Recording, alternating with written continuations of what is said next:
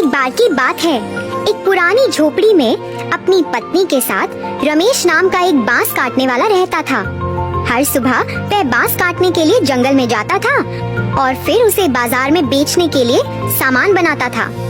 वे एक गरीब पति पत्नी थे जिनके अपने बच्चे नहीं थे, लेकिन वे एक साथ बहुत खुश थे। एक दिन जंगल में बांस काटते समय रमेश ने जंगल के बीच में एक अजीब बांस देखा।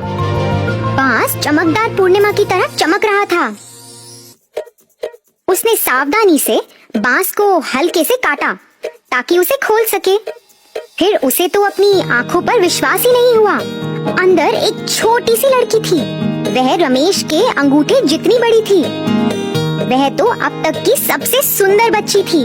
उसने तुरंत उसे ध्यान से अपने हाथों में लेने का सोचा और अपनी पत्नी को दिखाने का सोचा।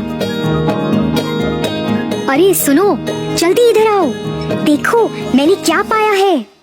रमेश ने उसे बताया और फिर धीरे से अपने हाथ खोले। तुरंत उनका पूरा घर जगमगा उठा। पति पत्नी तो आश्चर्य में ही थे।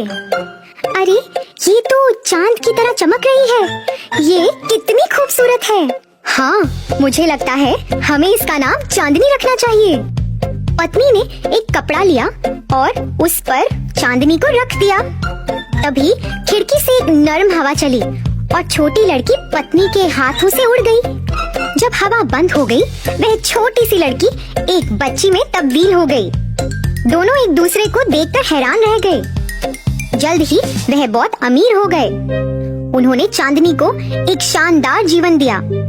कुछ ही समय में चांदनी सबसे खूबसूरत औरत बन गई थी। लेकिन बांस काटने वाले की और भी चिंताएं थी। गांव वाले उससे अपने घर की सबसे खूबसूरत लड़की के बारे में पूछते रहते थे। एक रात जब चांदनी सो गई थी, तो रमेश ने अपनी पत्नी से बात की। उसने उससे कहा कि वह हमेशा तो घर पर नहीं रह सकती है, अब शादी तो उसकी करानी होगी।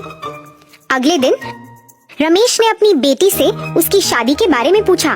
उसने उसे कहा कि नौजवान शादी करना चाहते हैं और कई लोगों ने उसका हाथ भी मांगा है। नहीं पिताजी, मैं आपके बिना नहीं रह सकती। मुझे आप अपने से दूर क्यों भेज रहे हैं?